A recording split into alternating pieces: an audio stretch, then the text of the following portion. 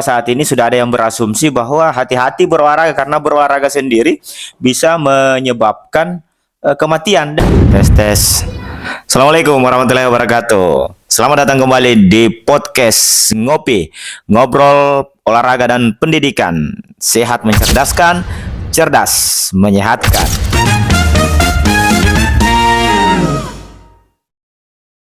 Selamat datang di podcast Ngopi, ngobrol olahraga dan pendidikan.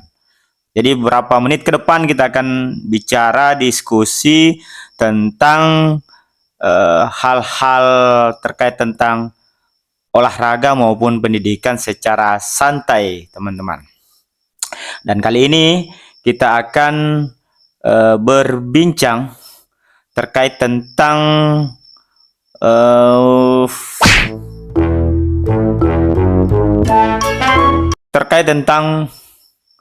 denyut nadi. Denyut nadi menjadi urgen untuk kita bincangkan pada sesi perdana kali ini karena kebanyakan kita berolahraga itu kemudian malah berasumsi bahwa olahraga itu justru membuat sakit atau bahkan ada kasus-kasus yang berujung pada kematian. Persoalannya karena soal pemahaman tentang denyut nadi, teman-teman. Namun sebelumnya, saya ingin membuat disclaimer bahwa podcast ini bersifat solo podcast dan tidak menutup kemungkinan di esok atau di episode-episode berikutnya itu kita akan menghadirkan beberapa teman praktisi atau pakar terkait tentang baik itu olahraga maupun pendidikan. Yang pasti teman-teman bahwa podcast ini adalah mengobrolkan atau membincangkan terkait tentang isu-isu terkini olahraga dan pendidikan secara santai. Untuk itu jangan lupa like, comment, and subscribe untuk mengikuti konten-konten terbaru daripada podcast ini. Baik teman-teman, berbincang terkait tentang denyut nadi, bahwa olahraga mestinya itu membuat kita sehat dan membuat kita bugar, fit, dan pada intinya bisa memperpanjang usia. Kira-kira seperti itu yang menjadi ekspektasi dari setiap orang berolahraga. Hanya saja ketika kita berolahraga kemudian tanpa ada pemahaman terkait tentang aktivitas fisik, apalagi aktivitas fisik aerobik yang memiliki intensitas tinggi, maka itu justru berakibat di luar dari ekspektasi kita. Seperti yang saya katakan tadi, bahwa saat ini sudah ada yang berasumsi bahwa hati-hati berolahraga karena berolahraga sendiri bisa menyebabkan kematian. Dan ini adalah fakta-fakta yang terjadi karena ketidakpahaman terhadap hal yang menurut saya itu adalah hal basic dalam berolahraga, yaitu hal denyut nadi. Mungkin kalau kita mengingat atau kilas balik kembali ya, pada saat kita SD, SMP, SMA, ya setiap kita berolahraga, yang paling saya ingat itu waktu kita SD. Waktu kita SD itu ada hari tertentu di mana kita melakukan senam irama bersama seluruh warga sekolah, dan pada saat senam irama itu yang saya ingat, sebelum melakukan pemanasan terlebih dahulu seluruh siswa dan yang ikut dalam senam itu harus mengecek denyut nadi dulu. Ya. Ternyata ketika kita mendalami lebih jauh terkait dengan denyut nadi ini memang hal dasar dalam berolahraga. Karena denyut nadi seseorang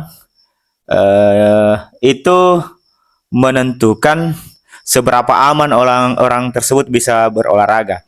Karena denyut nadi ini ada rumusnya teman-teman, di mana dikenal dengan denyut nadi maksimal. DNM atau merupakan singkatan dari denyut nadi maksimal tadi, itu merupakan ambang batas orang dalam melakukan aktivitas olahraga, apalagi high intensity atau intensitas tinggi, di mana orang tidak boleh melampaui itu, atau tidak boleh sampai ke situ. Karena kalau mereka sampai ke situ, hanya orang-orang yang mungkin terlatih yang bisa masih di batas aman. Tetapi lagi-lagi denyut nadi maksimal ini adalah merupakan batasan untuk membuat kehati-hatian kepada orang berolahraga, sehingga sesuai dengan harapannya bisa melahirkan kebugaran, tidak malah sebaliknya. Lalu seperti apa DNM itu? DNM itu sangat dipengaruhi oleh usia kita, teman-teman. Jadi kalau misalnya teman-teman yang usianya semakin tua, tentu denyut nadi maksimalnya juga itu akan semakin rendah. Kenapa demikian? Karena DNM itu rumusnya adalah, ya ini dicatat ini, rumusnya adalah 220 dikurang dengan usia kita. Jadi kalau misal hari ini usia kita 40 tahun, maka 220 itu dikurangi 40, itu maka kita akan mendapatkan denyut nadi maksimal itu 180, teman-teman. Jadi ambang batas denyut nadi kita untuk beraktivitas olahraga itu 180 untuk teman-teman yang memiliki usia 40 tahun.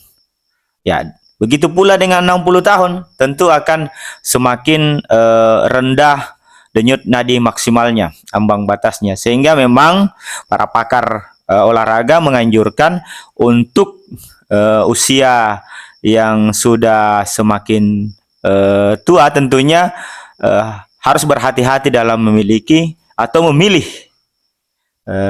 aktivitas olahraga.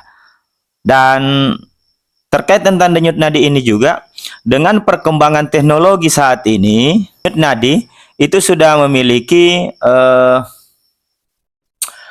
alat tertentu yang bisa mendeteksi. Ya. Jadi dulu kalau kita di zaman saya dulu kecil, itu kalau mendeteksi denyut nadi itu kita menggunakan nadi kita yang ada di tangan kita. Ya. Itu dihitung 1 menit. Jadi sorry, saya coba flashback ke belakang bahwa denyut nadi yang DNM yang saya maksudkan tadi, yang ketika usianya 40, 180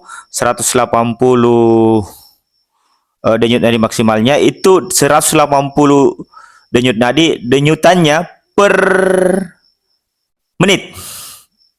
Itu yang mungkin yang perlu dipahami, teman-teman. Dan kembali bahwa ketika kita kecil itu menggunakan tangan kita, dan hari ini itu kita sudah tidak menggunakan tangan kita lagi, tapi sudah ada teknologi yang jam tangan yang bisa mendeteksi denyut nadi kita. Saya kira ini penting, informasi terkait tentang denyut nadi, sehingga berolahraga tentu penting, tetapi jauh lebih penting memahami esensi dasar daripada aktivitas fisik atau aktivitas olahraga yang kita lakukan. Demikian teman-teman, semoga bermanfaat. Jangan lupa like, comment, dan subscribe. Assalamualaikum warahmatullahi wabarakatuh.